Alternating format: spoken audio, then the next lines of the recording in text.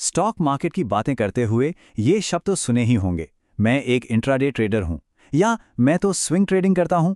ये शब्द सुनने में तो बहुत आते हैं, पर इनका असली मतलब क्या होता है? आज हम ट्रेडिंग के इन्हीं अलग अलग स्टाइल्स की दुनिया में उतरेंगे और जानेंगे कि आखिर ये हैं क्या।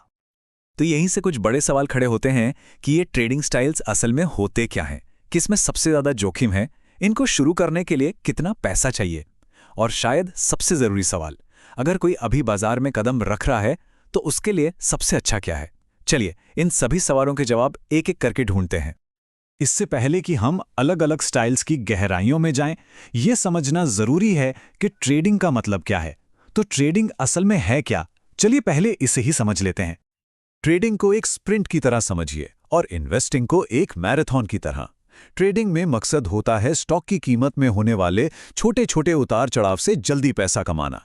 यहां इस बात से ज्यादा फर्क नहीं पड़ता कि कंपनी 10 साल में क्या करेगी। फर्क इस बात से पड़ता है कि शेयर की कीमत अगले 10 मिनट या अगले 10 घंटों में कहाँ जाने वाली है। तो सारा फर्क ना सोच का है।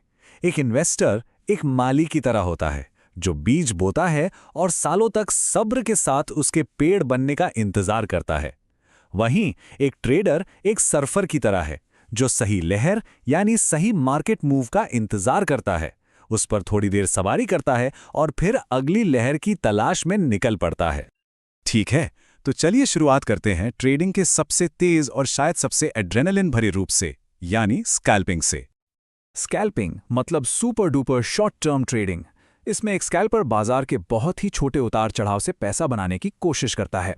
ये ज्यादातर बैंक निफ्टी या निफ्टी जैसे इंडेक्स ऑप्शंस में किया जाता है क्योंकि वो बहुत तेजी से ऊपर नीचे होते हैं, जिसे हम वॉलेटिलिटी कहते हैं, और वहां हमेशा बहुत सारे खरीदने और बेचने वाले मौजूद होते हैं, जिसे लिक्विडिटी कहते हैं। देखिए, स्कैल्पिंग कोई बच्चों का खेल नहीं है। इसके लिए गजब की हुनर की जरूरत होती है। हम बात कर रहे हैं एडवांस टेक्निकल एनालिसिस की, मार्केट के ऑर्डर फ्लो को समझने की, मतलब ये जानना कि असल में कौन खरीद रहा है और कौन बेच रहा है, और बिजली की रफ्तार से ट्रेड लेने की क्षमता होनी चाहिए। और सबसे बढ़कर एक चट्टान जैसा मजबूत दिमाग और अनुशासन चाहिए। तो एक बात साफ शब्दों में समझ लीजिए, अगर कोई बाजार में नया है तो उसे स्कैल्पिंग से दूर ही रहना चाहिए। ये प्रोफेशनल्स का मैदान है, और अगर आपको नहीं पता कि आप क्या कर रहे हैं तो बहुत तेजी से बहुत सारा पैसा डूब सकता है। स्कैल्पिंग का आकर्षण तो साफ है कि आप बाजार की छोटी छोटी हरकतों से भी मुनाफा कमा सकते हैं, लेकिन इसकी एक छिपी हुई कीमत भी है। हर बार जब आप ट्रेड करते हैं तो आप एक छोटी सी फीस देते हैं, जिसे ब्रोकरेज कहते हैं। जब कोई दिन में सैकड़ों ट्रेड कर रहा हो तो वो छोटी छोटी फीस जुड़कर इतनी बड़ी हो जाती है कि सारा मुनाफा ही खा जाती है। चलिए अब आगे बढ़ते हैं इंट्राडे ट्रेडिंग की तरफ। ये स्कैल्पिंग से थोड़ा धीमा है, लेकिन फिर भी रफ्तार इसमें भी काफी है। इंट्राडे ट्रेडिंग का मतलब वही है जो इसका नाम बताता है, एक ही दिन के अंदर। मतलब कोई स्टॉक या एफएनओ यानी फ्यूचर्स एंड ऑप्शंस खरीदा तो उसे उसी दिन बाजार बंद होने से पहले बेचना ही होगा। इसे आप अपने 9 to 5 जॉब जैसा समझ सकते हैं। एक फिक्स्ड रूटीन, फिक्स्ड घंटे।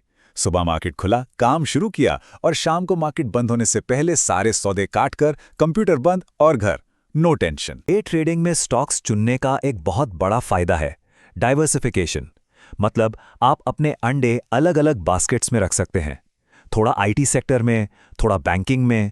इससे रिस्क फैल जाता है और जीतने के चांसेस बढ़ जाते हैं। और सबसे अच्छी बात, रात को आराम की नींद, क्योंकि कोई पोजीशन अगले दिन के लिए नहीं ले जानी। Zero overnight risk.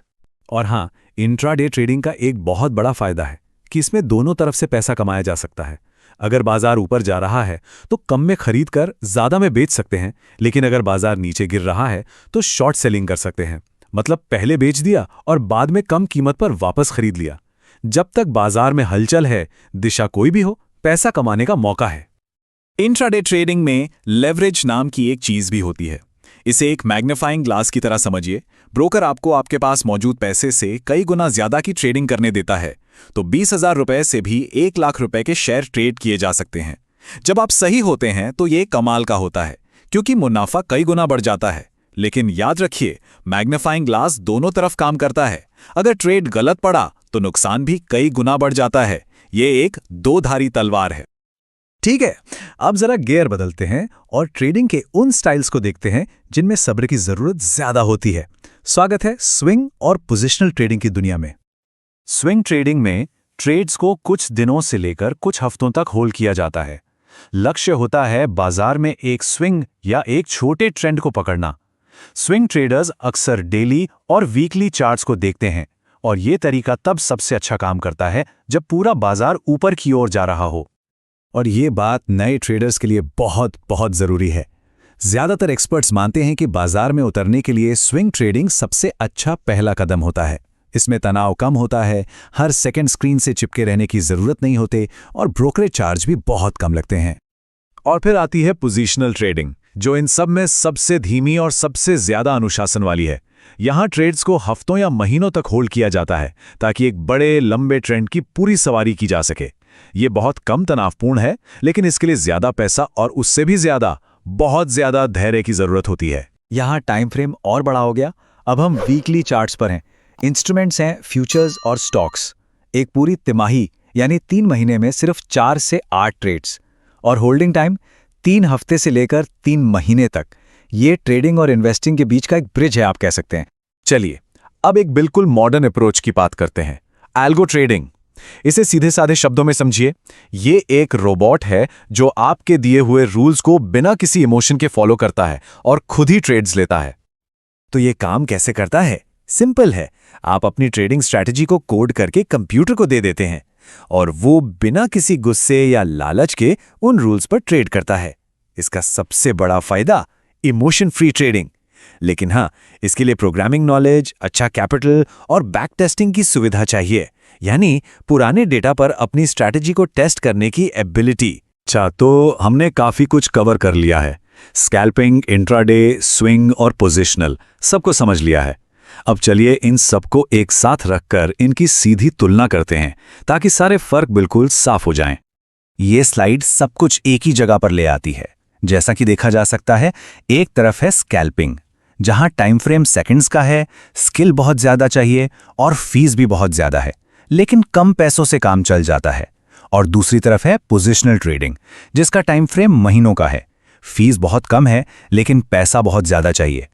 इंट्राडे और स्विंग ट्रेडिंग इन दोनों के बीच में कहीं आते हैं। दिन के आखिर में ये समझना जरूरी है कि कोई एक सबसे अच्छा ट्रेडिंग स्टाइल नहीं होता। जो एक इंसान के लिए काम करता है वो जरूरी नहीं कि दूसरे के लिए भी काम करे। सफलता किसी के अपने व्यक्तित्व, उसके पास कितना समय है, उसका हुनर और अनुशासन, इन सब बातों पर निर्भर करती है। असली काम तो एक ऐसा स्टाइल खोजने का है जो किसी के लिए बिल्कुल सही हो।